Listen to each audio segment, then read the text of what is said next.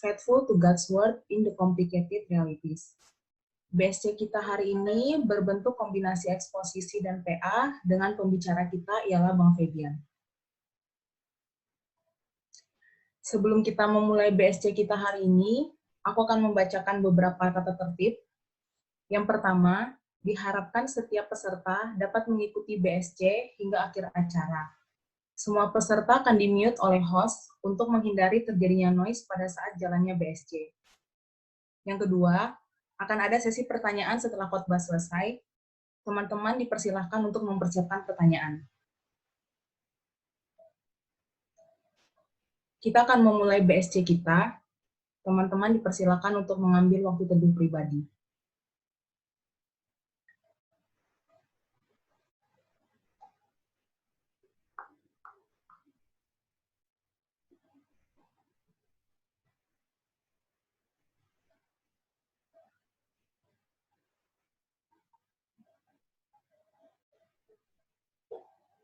Mari kita bersatu dalam doa.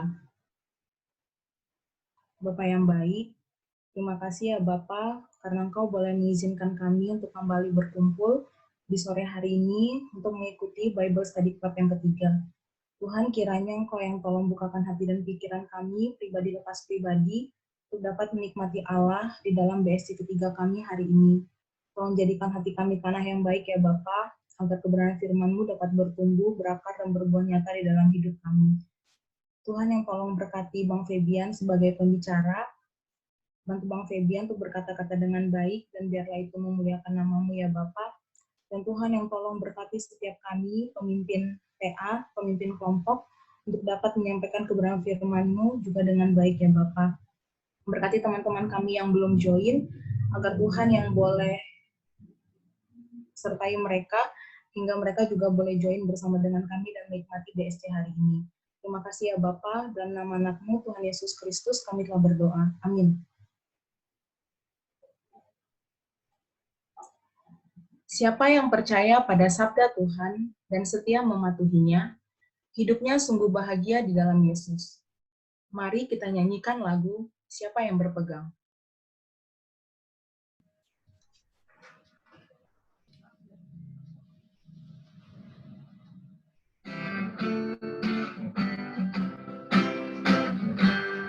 Siapa yang berpegang pada sabda Tuhan dan setia mematuhinya, hidupnya mulia dalam cahaya bakar, bersekutu dengan Tuhannya. Percayalah dan pegang sabdanya, hidupmu dalam Yesus sungguh bahagia. Bayang-bayang gelap dan dihapus lenyap oleh sinar senyum wajahnya. Rasa takut dan syak dan menghilang cepat dari yang berpegang padanya. Percayalah dan pegang sabdanya, hidupmu dalam Yesus sungguh bahagia.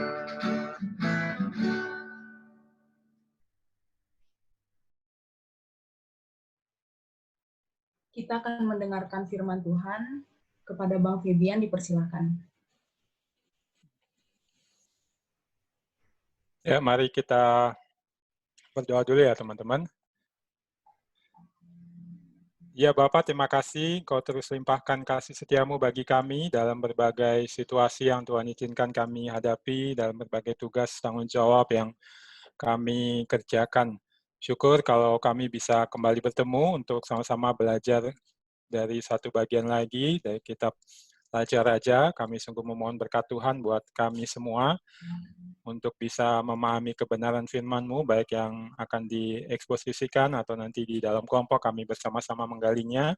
Kiranya kami bisa memahami dan nantinya menerapkan di dalam hidup kami. Karuniakanlah Roh Kudus-Mu ya Tuhan, untuk mengajar kami akan kebenaran-kebenaran firman-Mu, supaya kami bisa memahami dan menerapkannya. Berbicaralah ya Tuhan, kami anak-anak-Mu siap mendengar. Dalam nama Yesus kami berdoa. Amin. Ya, sore hari ini kita akan belajar dari pasal 2 ya teman-teman.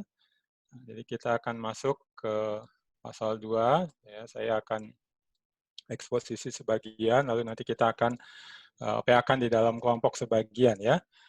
Yang saya akan eksposisikan adalah pasal 2 ini ayat 1 sampai ayat 12. Ya, boleh minta Ruben, boleh tolong bacakan perikopnya? Oke. 1 Raja-Raja 2 ayat 1 sampai 12. Demikian firman Tuhan. Ketika saat kematian Daud mendekat, ia berpesan kepada Salomo anaknya, "Aku ini akan menempuh jalan segala yang fana, maka kuatkanlah hatimu dan berlakulah seperti laki-laki. Lakukanlah kewajibanmu dengan setia terhadap Tuhan Allahmu, dengan hidup menurut jalan yang ditunjukkannya, dan dengan tetap mengikuti segala ketetapan,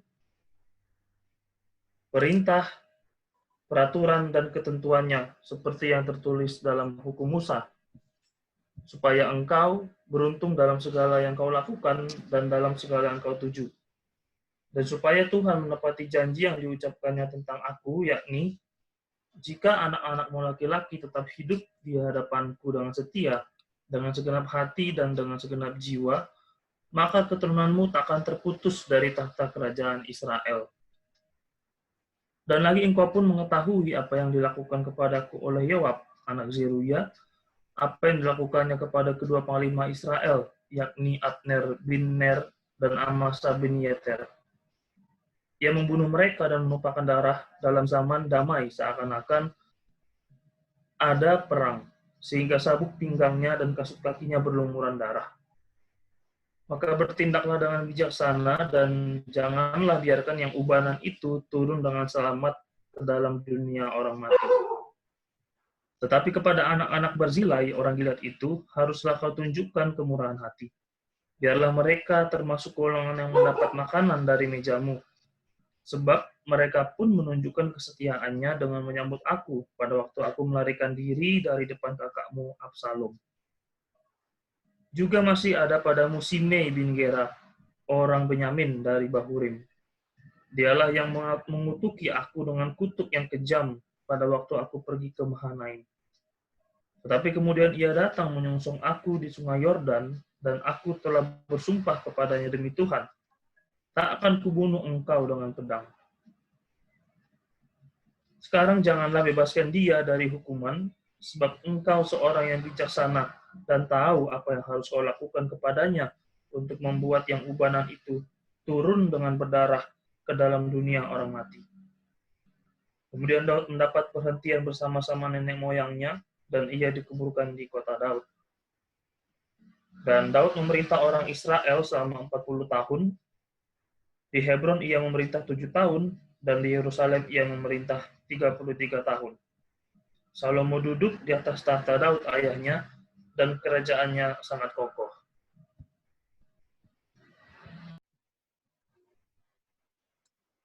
Ya, terima kasih. Ya, tema kita seperti teman-teman bisa lihat ya di slide yang saya buat ya, faithful to God's word in the complicated realities. Ya, jadi setia menaati firman Tuhan dalam realitas-realitas kehidupan yang complicated, yang rumit gitu ya. Teman-teman, saya pikir kita semua kalau ditanya gitu ya, apakah mau setia, taati firman, semua pasti mau. Tapi biasanya ketika menghadapi realitas yang rumit, yang complicated ya dalam hidup kita, yang tadi rumah, di pekerjaan, ya di pelayanan, ya biasanya mungkin jadinya paling tidak bertanya 2 kali. Dan saya pikir juga nggak banyak yang jadi takut ya, ataupun akhirnya tidak setia, kadang taat, kadang tidak ya. Nah, saya pikir ini satu pergumulan semua manusia ya yang mau sungguh-sungguh hidup menaati Tuhan ya, karena menaatinya itu dalam kehidupan yang realitasnya memang complicated demikian ya, dan kita akan belajar dari bagian ini ya. Oke, kita akan mulai. Boleh slide berikutnya? Ya, hidup kita memang sangat complicated ya teman-teman. Mungkin seperti gambar di sini kalau teman-teman lihat bisa mewakili ya. Ini ada yang bikin ya tentang kehidupan siswa ya atau mahasiswa ya, itu sangat complicated ya. Dia itu lagi berpegangan di pohon belum, dan pindah lagi menghadapi ada ujian gitu, pohonnya mau patah tuh dahan yang dia berpegang, lalu ada ular yang mau menggigit dia, itu soal apa pergumulan pribadi ya. Lalu juga batang pohon udah mau tumbang ya, studinya udah mau tumbang, lalu ada attendance atau kehadirannya yang sangat sedikit, sering bolos mungkin ya, lalu ada guru ini digambarkan seperti kapak ya, guru atau dosen seperti kapak yang akan menebang studinya pasti gagal, lalu ada orang tua seperti singa yang mengaum marah nuntut ini nuntut itu ya, atau ada buaya digambarkan di situ ya, backlogs itu maksudnya tugas-tugas yang tertunda, tugas-tugas yang numpuk ya. Lalu kalau teman-teman lihat di belakang lovers gitu ya, udah susah gitu ya, pacar nggak dapat pada pergi ya, atau sempat dapat tapi pergi ya. Ini mungkin kita mengalami waktu siswa atau mahasiswa. Di alumni saya pikir juga sama ya, tetap seperti ini kondisinya ya, singanya tetap ada ya, mungkin orang tua juga yang nuntut mesti jadi PNS atau mesti usaha di sini, mesti membanggakan orang tua dalam hal ini ya. Lalu ada ya pergumulan internal juga ya, si ular yang menggoda terus mau menggigit, lalu juga ada tugas-tugasnya seperti 2 ekor buaya itu yang menumpuk menuntut kita ya, sangat complicated kehidupan kita ya. Nah, kalau kita mau perhatikan teman-teman, Salomo dalam perikop kita ini juga menghadapi tugas ya yang complicated ya. Nah, mari lihat slide berikutnya. Ya, dari bagian yang kita baca tadi dan juga dari bagian yang sebelumnya, teman-teman, ya ini kan menceritakan tentang Salomo naik tahta. Ya, tapi ketika dia baru saja naik tahta, teman-teman, dia dihadapkan dengan tugas yang complicated, yang rumit. Ya, saya lihat ini mulai dari yang pertama itu saya tampilkan.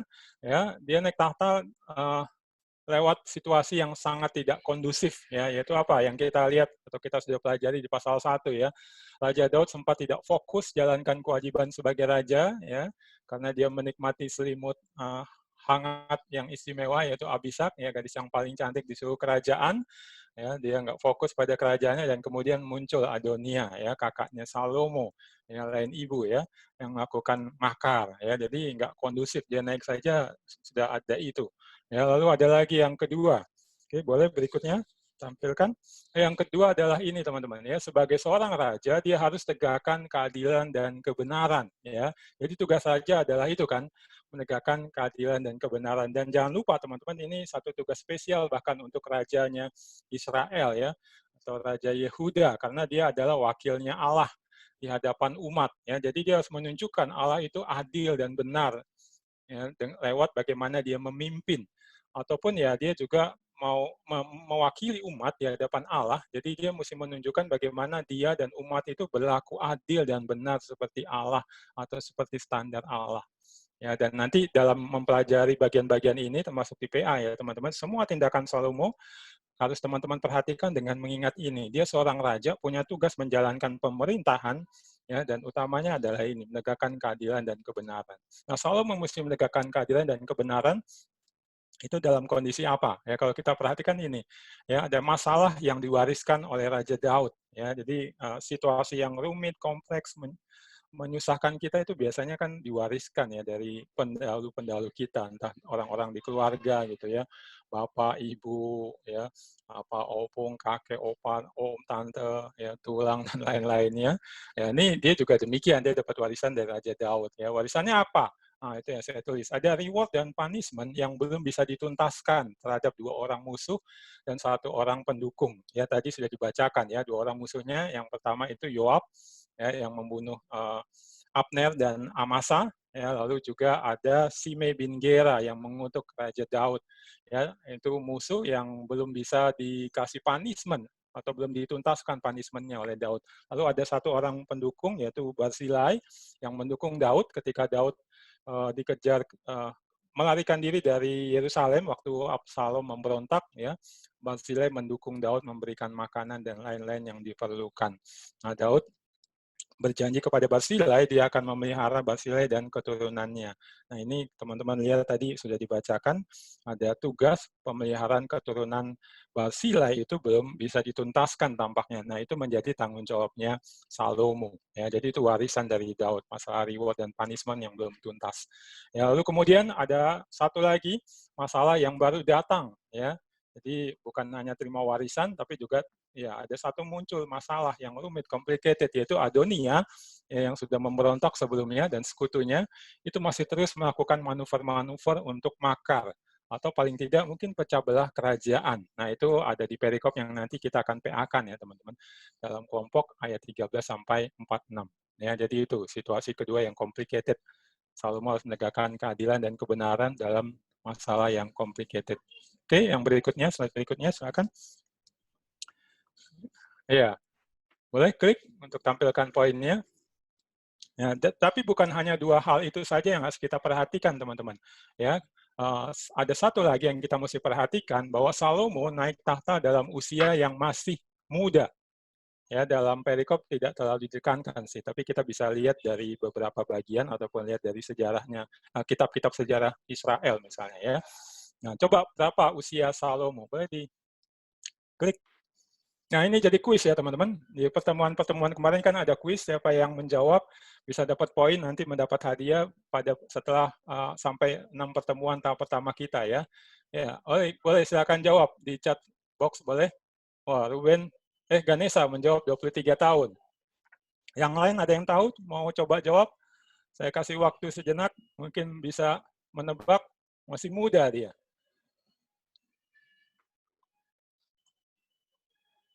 Ganes menebak 23 tahun. Ada yang lain?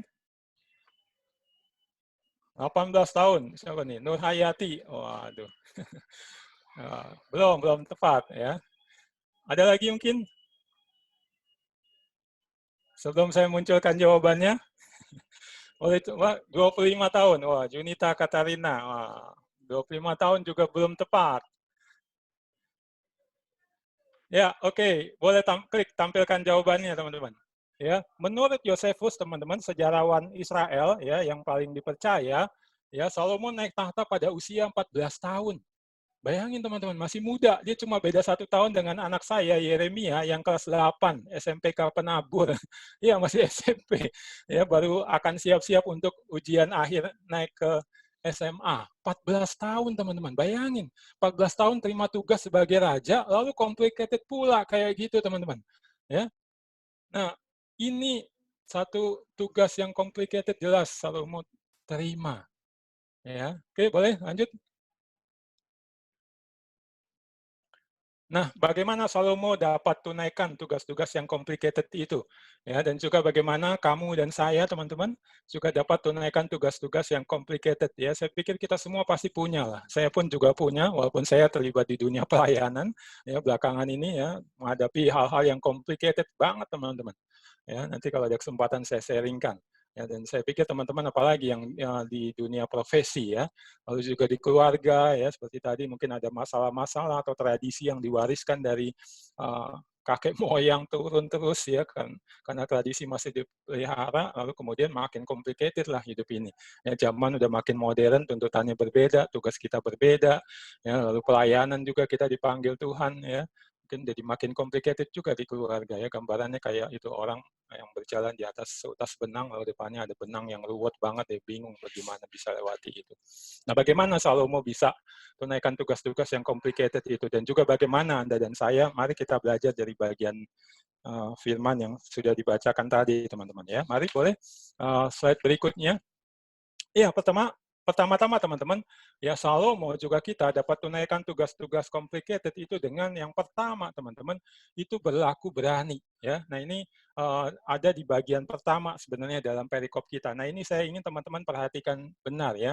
Kalau misalnya kerajaan-kerajaan lain, seorang raja baru naik teman-teman, biasanya yang diutamakan itu apa yang ada di ayat 5 dan selanjutnya, termasuk apa yang ada di perikop yang akan kita PA-kan, yaitu mengurusi musuh-musuh yang belum dihukum atau yang masih mengancam akan melakukan makar kudeta atau memecah kerajaan, itu yang utama pasti akan dipesankan. Ini bereskan dia, bahkan bunuh habis semua keluarganya.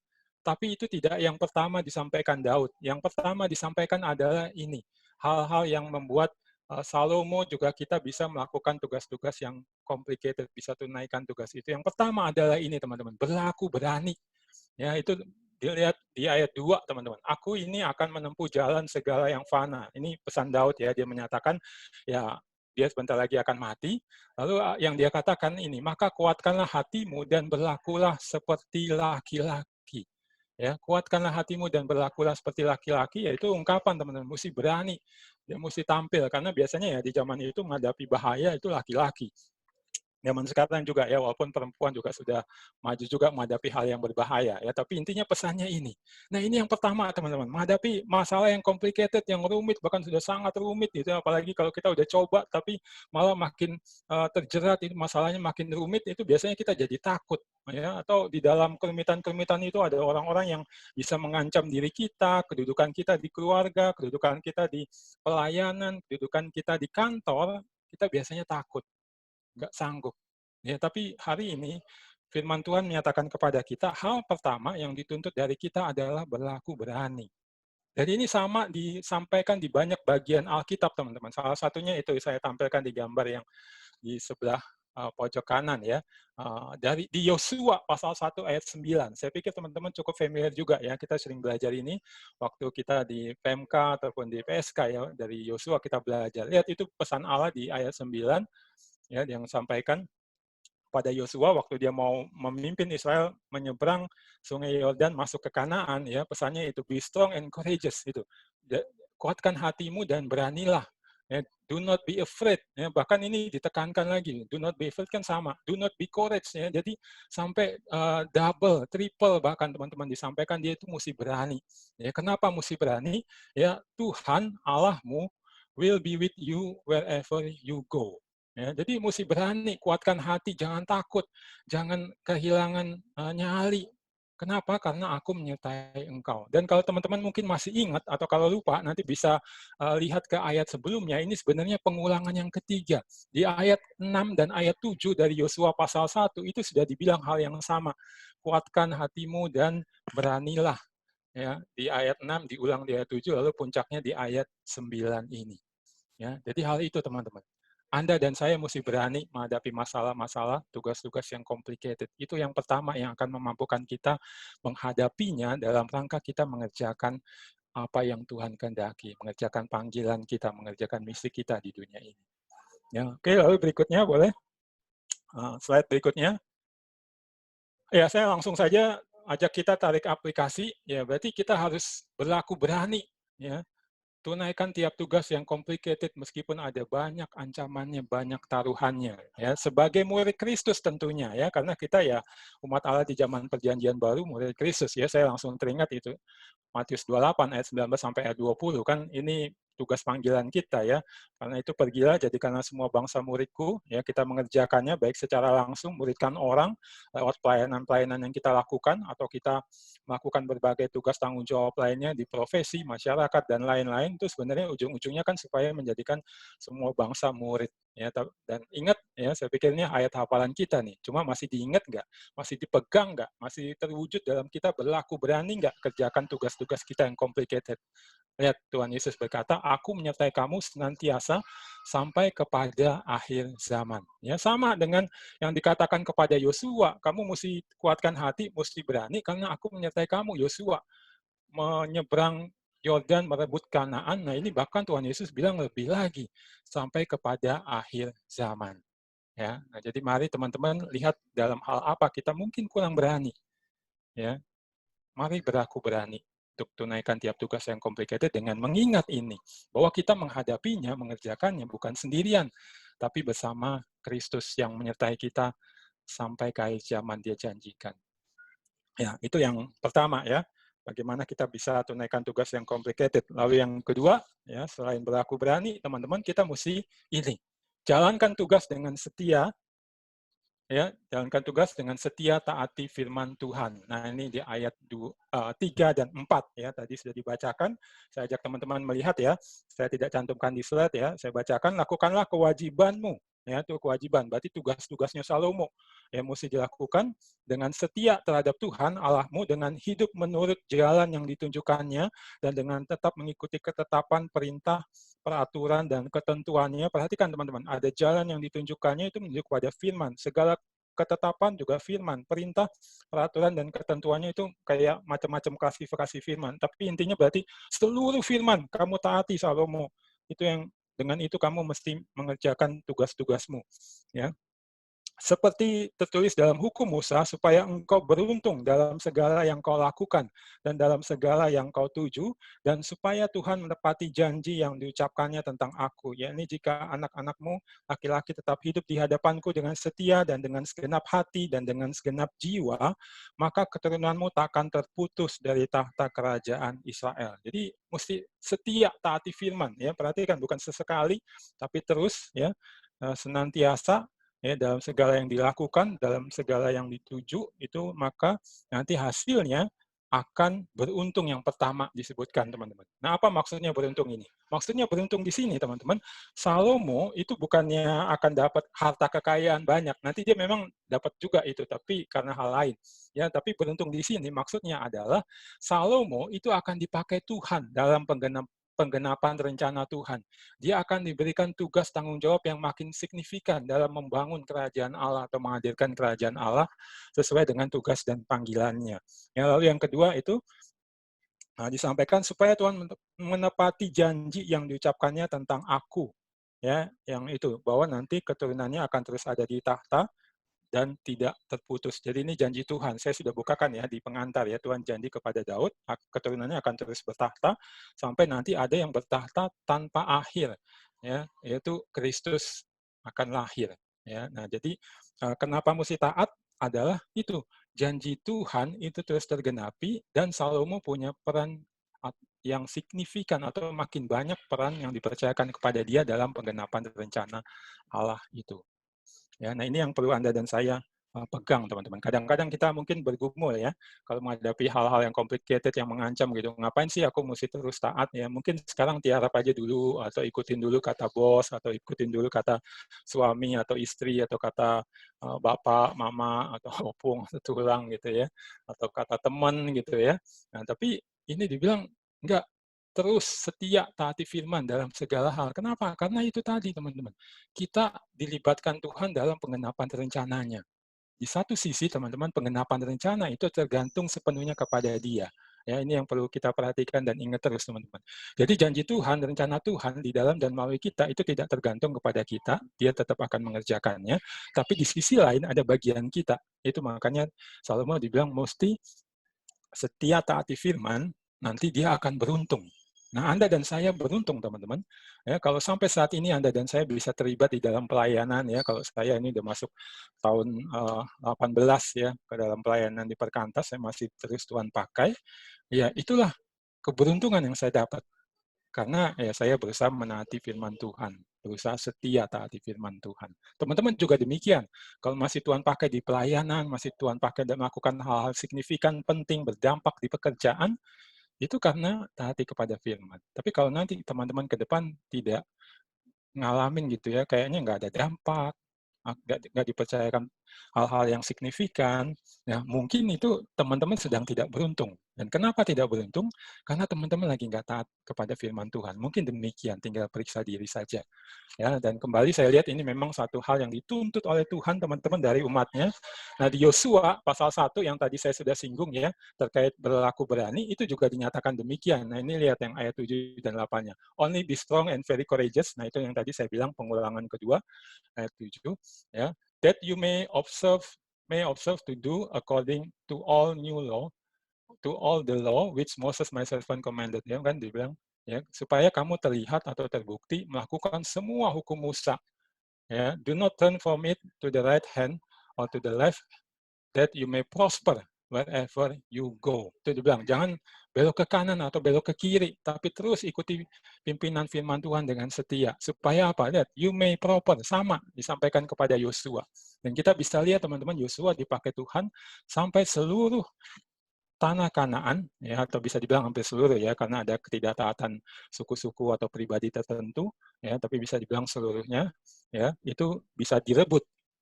Rencana Tuhan tergenapi. Yosua beruntung teman-teman sampai ke pasal terakhir yang kita bisa lihat di dalam kitab Yosua itu, karena dia mengikuti ini.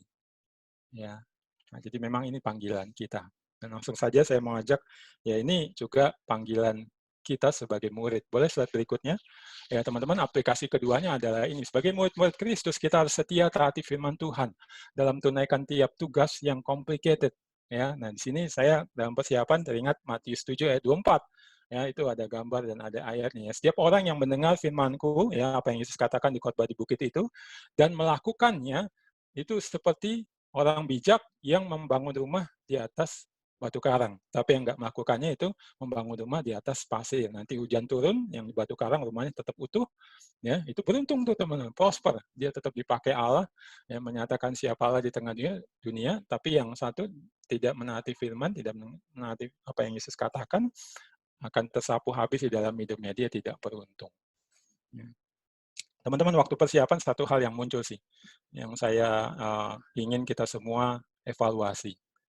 Kita semua sudah dibina ya sejak siswa, bahkan ya, paling tidak waktu mahasiswa, untuk belajar setia taati firman. Nah, cuma ini untuk teman-teman kan mayoritas alumni ya. Setelah sekian lama menjadi alumni, berjuang di pekerjaan, di rumah tangga, di gereja, ya, apakah ketika menghadapi tugas-tugas yang complicated, teman-teman tetap setia taati firman Tuhan? Atau jangan-jangan sudah belok ke kanan atau belok ke kiri, ikutin kata teman, ikutin maunya bos, ya, atau ikutin pandangan dunia yang lagi ngetren, atau ikuti pandangan orang tua dan lain-lain. Ya, apakah kamu masih tetap mendirikan rumahmu di atas batu karang, yaitu firman Tuhan? Ya, hanya dengan itu teman-teman, Anda dan saya bisa terus beruntung berdiri kokoh di tengah dunia, nyatakan siapa Kristus. Ya, nah itu aplikasi yang kedua, setia taati firman Tuhan. Ya, lalu yang ketiga, teman-teman, Salomo dan juga Anda dan saya dapat tunaikan tugas-tugas yang complicated itu, ya kita bisa lihat adalah dengan bergantung pada hikmat Tuhan, yaitu ada di ayat 6 dan 9. Ya, itu pesannya ketika ada yang mesti dikasih punishment, Yoab dan Simei, lalu di tengahnya juga ada yang mesti dikasih reward, yaitu anak-anak Barzilai. Ya, Daud bilang kepada Salomo seperti yang saya tampilkan di slide itu ya. Maka bertindaklah dengan bijaksana. Ya, lalu diulang di ayat 9, sebab engkau seorang yang bijaksana. Ya, Daud tahu ketika Salomo sudah coba berlaku berani, coba setia taati firman, itu nggak langsung gampang, mudah, bisa tahu prakteknya gimana. Atau aplikasi yang tepat, ya, yang sesuai dengan kehendak Tuhan itu kayak mana, apalagi kalau complicated. Nah, itu satu hal yang dibutuhkan itu bijaksana, ya dalam bahasa aslinya sebenarnya berbicara soal hikmat Tuhan. Jadi mesti Tuhan sendiri yang kasih hikmat, kasih kebijaksanaan kepada Salomo dan juga kepada kita teman-teman. Bagaimana kita mengaplikasikan firman itu, ya. Dan ini berarti ya kita mesti bergantung kepada Tuhan. Dan terus bergantung. Karena seringkali nggak langsung, teman-teman ya. Saya bisa sharing banyak sih sebenarnya, cuma waktu kita terbatas nih. Kita bisa sharing banyak bahwa ya kadang bisa cepat Tuhan kasih hikmat, kadang mesti butuh proses yang lama dulu baru kita ngerti, oh mesti begini atau tepatnya begini. Baru jalan dibuka. Ya. Nah, tapi yang bagian kita adalah bergantung pada hikmat Tuhan. Dan sebagai umat perjanjian baru, teman-teman, ini wajib banget gitu ya, harus banget ya pada diri kita, karena kita sudah diberikan satu advantage dibanding dengan Salomo atau orang-orang perjanjian lama, yaitu apa? Nah ini yang mau saya kaitkan dengan aplikasi kita. Boleh klik aplikasi yang ketiga, teman-teman. Ya, sebagai murid Kristus, kita bergantung pada hikmat Tuhan dengan taat kepada pimpinan Roh Kudus, teman-teman. Ya, dengan itulah kita bisa tunaikan tiap tugas yang complicated. Ya, ini yang saya bilang advantage yang Salomo nggak punya. Orang-orang zaman perjanjian lama nggak punya, tapi kita murid Kristus di zaman perjanjian baru punya Roh Kudus. Ya, nah ini saya tampilkan itu yang di Yohanes 14 ya. saya pikir familiar juga buat teman-teman, ini diperdengarkan kembali ya. But the advocate ya, ini Roh Kudus ya, perannya seperti advokat ya, yang memberikan pendapat ya, menguatkan ataupun mungkin menyarankan yang lain terhadap sudut pandang kita atau tindakan yang mau kita ambil. Ya, the Holy Spirit, whom the Father will send in my name, will teach you all things and will remind you of everything I have say to you. Perhatikan itu, Yesus bilang akan mengajarkan kepadamu segala sesuatu dan mengingatkan segala sesuatu yang telah kukatakan kepadamu. Ada Roh Kudus ini. Ya, nah, cuma masalahnya apakah kita bergantung kepada Roh Kudus? Selalu bergantung, mau dengar-dengaran, bahkan berdoa minta Roh Kudus, bahkan ya menjaga kekudusan. Ya, saya pikir berulang kali juga ya waktu dibina di sekolah ataupun di kampus kita diingatkan bahwa kita mesti jaga kekudusan supaya Roh Kudus itu bisa aktif, maksimal bekerja memimpin kita kepada kebenaran, mengajar kita bagaimana melakukannya. Ya, murid-murid Yesus itu juga di training Yesus secara khusus bahkan untuk itu kan teman-teman. Yang waktu diutus berdua-dua, misalnya Tuhan Yesus bilang nanti kalau kamu ditangkap diadili oleh mahkamah agama, ya nggak usah khawatir kamu mesti mengajukan pembelaan apa. Nah, mereka kan ada hal yang complicated itu. Ya, Tuhan Yesus bilang nggak usah khawatir. Kenapa? Roh yang akan memberikan kamu kemampuan untuk melakukan pembelaan atau memberikan jawaban. Dan itu kan kita lihat di Kisah Rasul dialami oleh para rasul. Sehingga mahkamah agama itu malah kagum. Ini orang nggak berpendidikan, tapi bisa berkata demikian. Ya, bahkan mereka sebenarnya nggak bisa menghukum, tapi mereka tetap menghukum juga sih.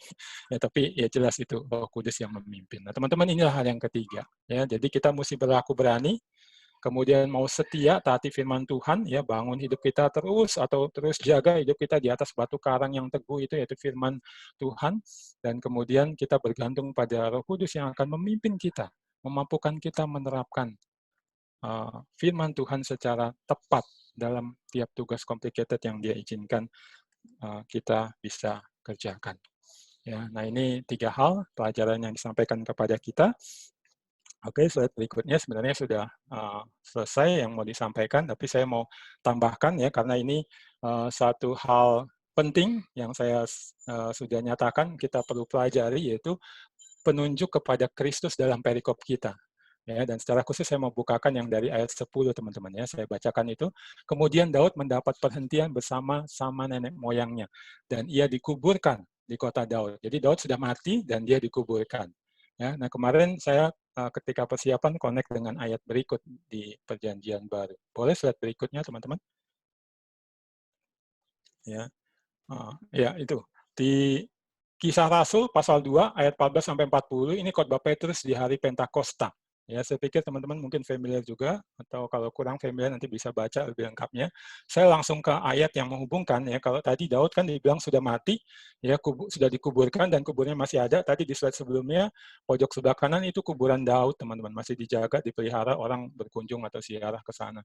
Ya, nah ini perhatikan apa yang dikhotbahkan Petrus di hari Pentakosta itu. Sebab Daud berkata tentang dia, ya, seterusnya, lalu di 27-nya, sebab engkau tidak menyerahkan aku kepada dunia orang mati. Nah ini apa yang dikatakan Daud di dalam Mazmur, teman-teman. Ya, ini dikutip oleh Petrus dalam khotbahnya. Nah, kalau di situ kan kelihatan Daud berkata, engkau tidak menyerahkan aku kepada dunia orang mati. Ya, lalu kemudian nyambung, dan tidak membiarkan orang kudusmu melihat kebinasaan. Intinya, Daud nggak dibiarkan mati. Ya, tapi Daud mati. Gitu. Dan Petrus bilang, kamu bisa lihat tuh kuburnya masih ada. Gitu. Ya. Nah, lalu 32 dia ngomong, Yesus inilah yang dibangkitkan Allah. Maksudnya itu, yang tidak diserahkan kepada dunia orang mati dan tidak dibiarkan orang kudusmu melihat kebinasan, itu Yesus, itu yang Daud katakan. Ya, jadi kontras teman-teman. Daud mati. Jadi era Daud sudah berakhir. Dia nggak bisa lagi lakukan apa-apa. Tapi Kristus, dia memang mati, kemudian dibangkitkan Allah dan dia terus berkarya ya dari tempatnya, posisinya di sebelah kanan Allah Bapa, melimpahkan berkat bagi yang percaya dan melimpahkan hukuman ya kepada yang tidak percaya. Dia tetap mengatur segala sesuatu kepada penggenapan rencananya dan dia akan ditinggikan, diakui oleh semuanya sebagai sang raja di atas segala raja. Kubur Yesus kosong, kubur Daud masih ada. Ya, kubur Yesus sudah kosong karena Yesus sudah bangkit. Ya. Nah, lalu ada satu lagi teman-teman yang saya lihat terkait masih kisah 2 ini, boleh slide berikutnya.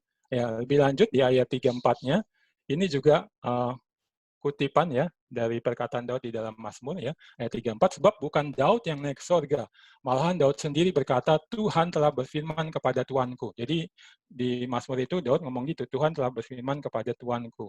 Ya, duduklah di sebelah kananku sampai kubuat musuh-musuhmu menjadi tumpuan kakimu. Ya, siapa yang dimaksud di sini? Ya jelas, yang duduk di sebelah kanan itu Kristus. Ya, dan Allah Bapa menyatakan kepada Kristus, ya duduk di sebelah kananku sampai kubuat musuh-musuhmu menjadi tumpuan kakimu. Semua musuh-musuh akan ditaklukkan. Yang tidak mau tunduk takluk kepada Kristus akan ditaklukkan di bawah tumpuan kaki Kristus. Ya, nah, teman-teman, apa yang akan kita lihat, kita pelajari nanti di dalam ayat 13 sampai ayat 46, itu musuh-musuhnya Salomo dan juga sebenarnya musuh-musuhnya Daud yang belum Daud bisa kalahkan atau belum bisa kasih hukuman secara tuntas, itu akhirnya ditaklukkan oleh Salomo. Mereka dikalahkan. Jadi saya melihat itu gambaran juga tentang Kristus ditunjukkan kepada kita. Cuma memang Salomo masih tetap nggak sempurna, nanti kita lihat ya. Tapi Kristus dikatakan nanti secara sempurna musuhnya akan takluk di bawah kaki Kristus. Ya, nah ini petunjuk kepada Kristus. Oke, boleh. Ya, ini terakhir teman-teman yang saya mau bagikan ya. Kalau teman-teman ingat tadi ya, pesannya adalah kita mesti berani menghadapi berbagai tugas yang complicated yang Tuhan percayakan untuk kita hadapi, kita kerjakan. Kita mesti berlaku berani dengan setia, taati firman, dan bergantung kepada Roh Kudus memberikan hikmat kepada kita. Ya, nah, saya mau tutup dengan ini, Fiorello LaGuardia namanya.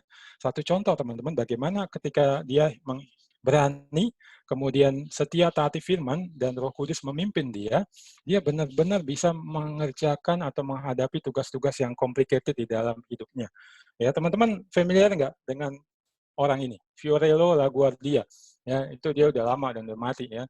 1882 lahir, mati 1947. Dia orang yang terkenal di Amerika, teman-teman, khususnya di kota New York. Ya, kenapa? Karena dia itu ya adalah seorang hakim yang terkenal, memutuskan perkara-perkara dengan ya membuat hal-hal yang viral karena dia menaati firman Tuhan ya dan sekaligus menaati hukum yang berlaku di Amerika.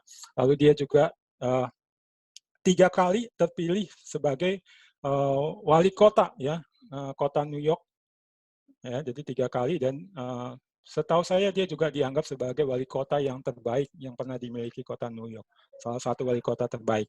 Lalu dia juga jadi anggota Kongres ya, jadi anggota Senat ya di Washington ya, dan namanya dipakai sebagai nama airport di New York ya.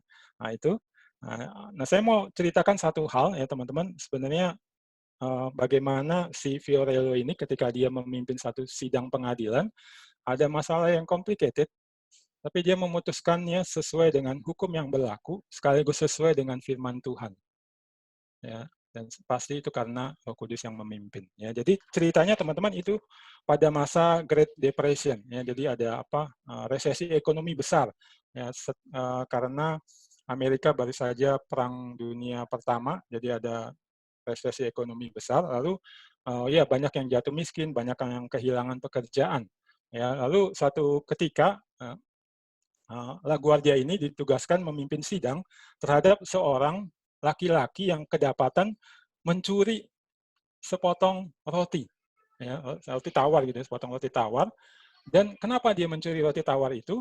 Setelah ditanya-tanya gitu ya, dia mencuri itu untuk kasih makan keluarganya. Karena dia sudah nggak punya pekerjaan sekian lama, uang simpanan itu habis, nggak ada yang bantu dia, ya akhirnya kelaparan. Lalu dia pikir ya udah curi aja roti supaya keluargaku bisa makan. Ya, lalu dia tertangkap, kemudian diadili. Ya, hakimnya adalah LaGuardia ini. Ya, hukum Amerika menuntut ada hukuman, maka LaGuardia menjatuhkan hukuman kepada pria yang mencuri sepotong roti untuk keluarganya itu. Hukumannya adalah denda sebesar 10 US dollar. Ya, lalu kemudian setelah dia ketuk palu, orang ini didenda 10 US dollar karena mencuri roti untuk keluarganya. Kemudian LaGuardia melakukan satu hal yang sangat mengejutkan orang-orang yang ada di ruang sidangnya itu, teman-teman. Yaitu apa? Ya, dia mengeluarkan dari dompetnya selembar uang 10 US dollar. Ya. Lalu kemudian yang lebih mengagetkan lagi, $10 itu dia lakukan apa? $10 itu teman-teman dia berikan untuk membayar denda orang yang sudah dijatuhi hukuman $10 itu. Ya, tapi dia nggak hanya sampai di situ. Ada satu lagi yang dia lakukan, teman-teman. Yaitu LaGuardia ngomong kepada semua orang yang ada di ruangan sidangnya itu, ya, begini. Sekarang saya akan mendenda kalian semua yang ada di ruang sidang ini sebesar 50 sen karena kalian tinggal di sebuah kota di mana ada seorang laki-laki harus mencuri sepotong roti supaya keluarganya bisa makan. Lalu dia ketok palu, kalian semua saya denda 50 sen. Lalu petugas di ruang sidang itu ya mengumpulkan uang itu ya kayak kolektor diedarkan gitu ya dengan topinya dimasukin uang ke dalam topi itu, setiap orang kasih 50 sen dan kemudian terkumpul teman-teman sebanyak 47,50 sen. Ya, lalu kemudian apa yang dilakukan? LaGuardia mengambil uang itu dan kemudian dia berikan kepada pria yang sudah mencuri roti itu dan sudah dihukum denda, tapi dendanya dia bayarin itu, dia kasih semua uang 47,5 dolar itu, lalu dia ngomong demikian, pergilah, pulang ke keluargamu, urus mereka, dan jangan mencuri lagi. Ya. Nah itu yang dilakukan Guardia, itu jadi viral di masanya teman-teman, karena dia menyelesaikan hal yang complicated dengan sesuai hukum yang berlaku di Amerika, tapi jelas dia juga menerapkan apa yang ada di dalam firman Tuhan. Ya, saya harap ini bisa menjadi salah satu contoh yang juga mendorong selain contoh yang akan kita lihat nanti dari Salomo.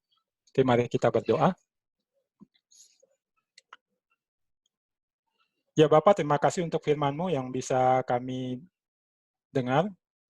Kalau firman-Mu mengingatkan kami dalam kami menghadapi realitas hidup ini yang demikian complicated, secara khusus terkait tugas panggilan kami di pekerjaan, di tengah keluarga, dalam pelayanan, di persekutuan, gereja, ataupun di tengah masyarakat.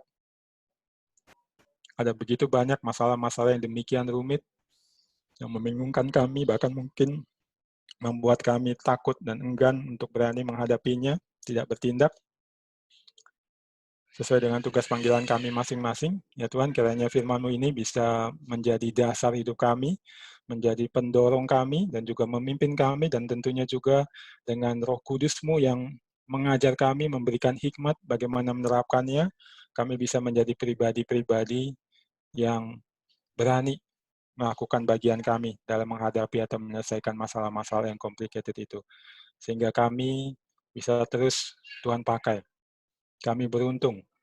Kami dipercayakan Tuhan untuk melakukan terus banyak hal di dalam penggenapan rencana Tuhan. Kiranya firman-Mu bisa tertanam di hati dan pikiran kami ya Tuhan dan menghasilkan buah untuk kemuliaan nama-Mu. Dalam nama Yesus kami berdoa. Amin.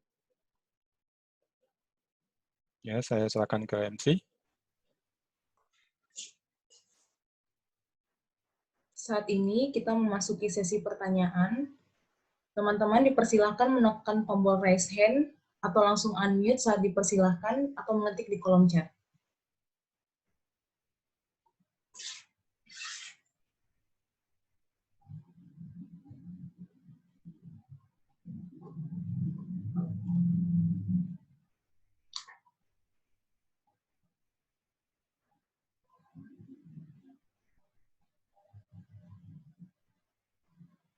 Kayaknya nggak ada kali ya.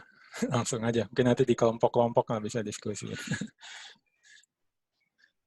Lanjut aja boleh. Kalau memang nggak ada. Kita akan memberikan persembahan. Tim PA dan PAKD memberi kesempatan kepada teman-teman untuk mendukung pelaksanaan BSC dalam bentuk persembahan secara sukarela. Teman-teman dapat memberikan persembahan melalui nomor rekening yang akan ditampilkan. Syukur Tuhan untuk setiap berkat yang Kau berikan. Kurasakan tiap hari karena kasih-Mu. Mari kita nyanyikan lagu Syukur Tuhan sambil memberikan persembahan.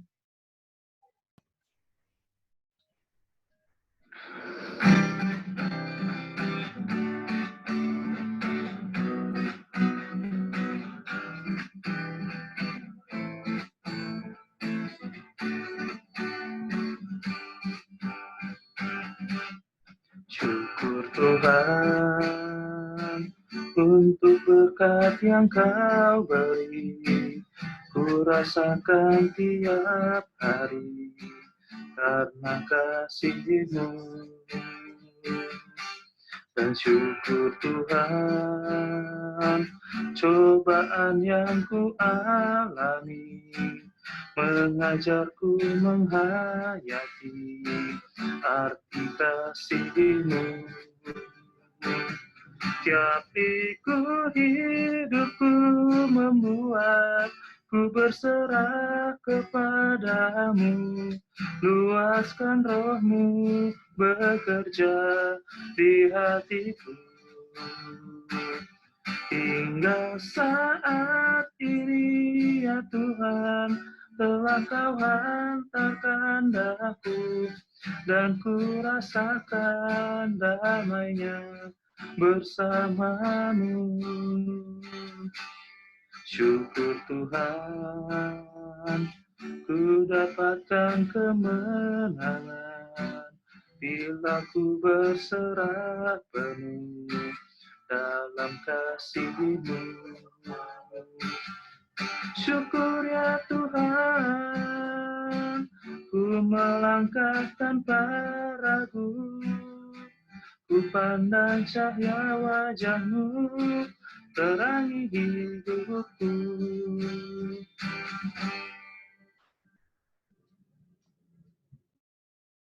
Mari kita doakan persembahan yang sudah kita kumpulkan.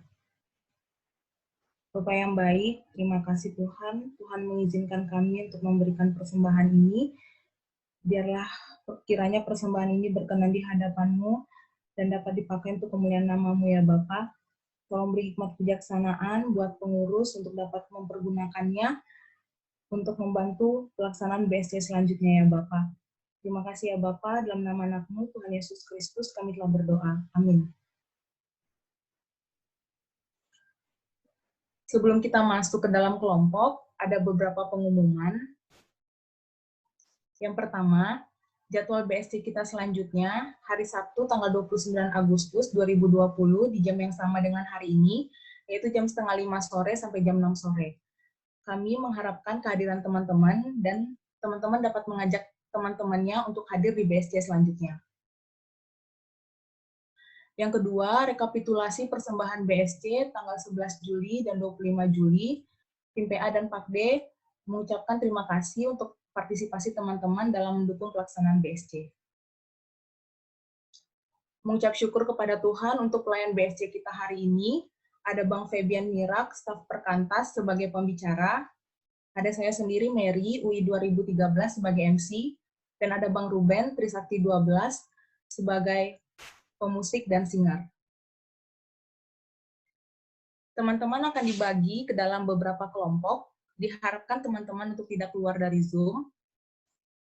Kepada host dipersilahkan untuk dapat membagi kita ke dalam beberapa kelompok.